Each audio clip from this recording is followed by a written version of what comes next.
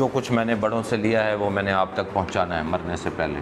और जो भाई बहन आपका गलत कामों में, हरकतों में, मोबाइल के मिसयूज़ में, गंदी फिल्मों में अटक गया, सटक गया, तो कल को आपसे भी पूछा जाएगा। दोनों लड़के, दोनों भाई एक दिन बाबा की सख्ती से, हर वक्त की डांट डपट से प्लान करते हैं कि ख़ुद बाबा को मार ही देते। सिर्फ नशे की लानत की वजह से आप देखें कि बंदा कितना जाके गिरता है।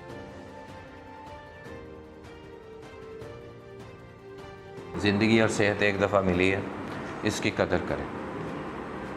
मैंने बोला ना कि कितने ही रोज़ाना के हिसाब से एक्सीडेंट्स हो रहे हैं, हर चीज़ पड़ी है, सोशल मीडिया पे वीडियोस पड़ी हैं। तो सबसे पहले तो आपने अपनी हिफाजत करनी है।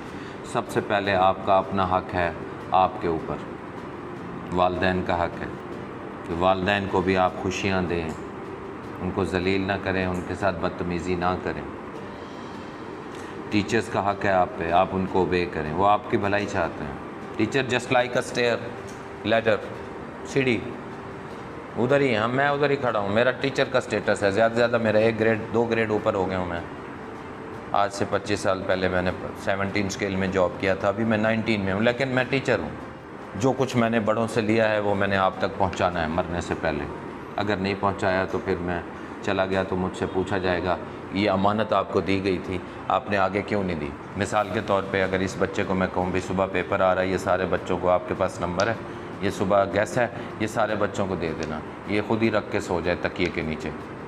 सुबह क्लास फेल हो जाए, मैं तो इससे पूछूंगा ना, आपसे तो बाद में पूछूंगा आप फेल क्यों हुए, पहले तो मैं इससे पूछूंगा कि जिसको मैंने अमानत दी थी कि बाकियों तक पहुंचानी है। बात समझ आई? तो अब मैं जो बात आपको बता रहा हूँ ये आपके ऊपर अमानत है, ये आगे आपने पहुंचानी है। आज पहुंचा दें, 2 साल बाद पहुंचा दें, 10 साल बाद पहुंचा दें, आपने ये बात आगे पहुंचानी है कि भाई ये गलत काम नहीं करना, वन व्हीलिंग नहीं करनी, मेहनत करनी है, पढ़ाई करनी है, माँ बाप का अदब करना है, टीचर्स का अदब करना है। अगर नहीं पहुंचाओगे और जो भाई बहन आपका गलत कामों में, हरकतों में, मोबाइल के मिसयूज़ में, गंदी फिल्मों में अटक गया, सटक गया, तो कल को आपसे भी पूछा जाएगा कि आपको तो सर ने अमानत दी थी कि भाई आपने ये बात आगे क्यों नहीं की, आपने ख़ुद भी अमल नहीं किया, तो आप उससे भी बड़े मुजरिम हैं।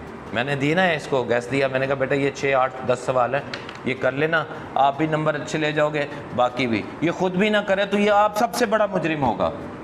तो आज के बाद ये अमानत तो आप तक पहुंच गई। अगर आज इस पर अमल कर लेंगे, खुद दूसरों तक पहुंचा देंगे कि नहीं बुरी बात है, गलत काम नहीं करना, तो आगे हिदायत देना अल्लाह के हाथ में। मैं तो बात करके चला जाऊंगा ना, लेकिन हिदायत हर एक को अल्लाह ताला ने देनी है, मैंने नहीं देनी।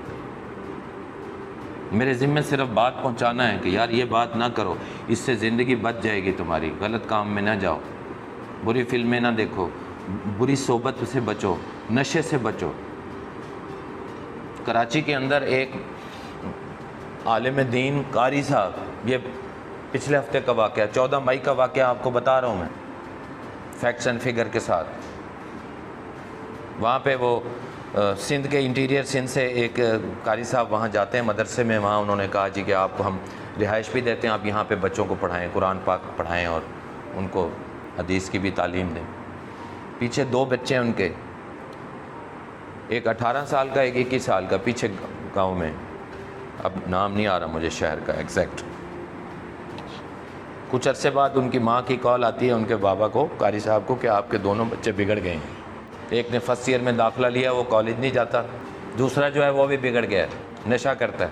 वो वाले साहब वहाँ से छुट्टी लेकर आते हैं, ये सच्चा वाक़या बता रहा हूँ मैं।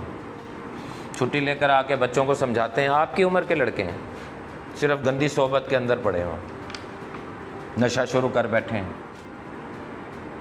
वो कहते हैं बाबा गलती हो गई, माफ़ कर दें, आइंदा हम ठीक कर लेंगे अपने आप को।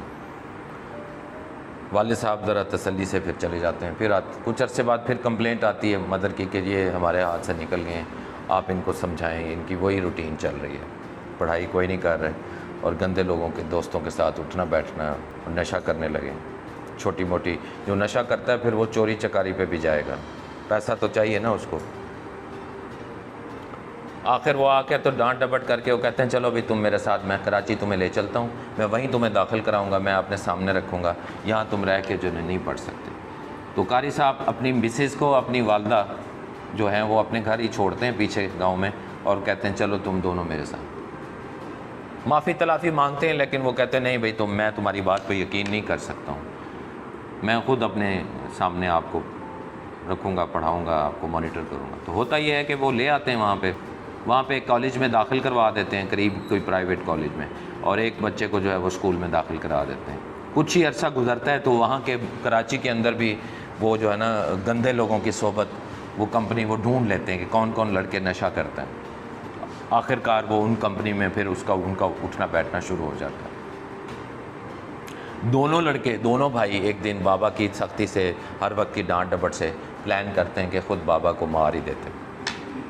तो एक दिन वो कोल्ड ड्रिंक के अंदर चूहे मार दवाई मिला के बाबा को पिला देते हैं। बाबा की डेथ हो जाती है। अब वो कहते हैं कि अब क्या करें, इनको कहाँ लाश को ठिकाने लगाएंगे। पहले कहते हैं छुरी से इनके वो पीस कर लेते हैं, फिर हम इनको फेंकाएंगे कहीं। अब ये मैं बात कर रहा हूँ, बात कोई मजाक नहीं है, मेरे रोंगटे खड़े हो गए हैं। सिर्फ नशे की लानत की वजह से आप देखें कि बंदा कितना जाके गिरता है। सके बाप को मार दिया, फिर वो छुरी तो इतनी तेज़ होती नहीं है, तो फिर वो दोस्त को फ़ोन करते हैं जो खुद भी नशाई होता है। वो कहता है यार इस तरह हमने अपने बाबा को मार दिया, अब इनकी डेड बॉडी को क्या करना है समझ नहीं आ रही। वो कहता है कोई मसला नहीं है, मैं आ रहा हूँ, देखते हैं क्या करना है।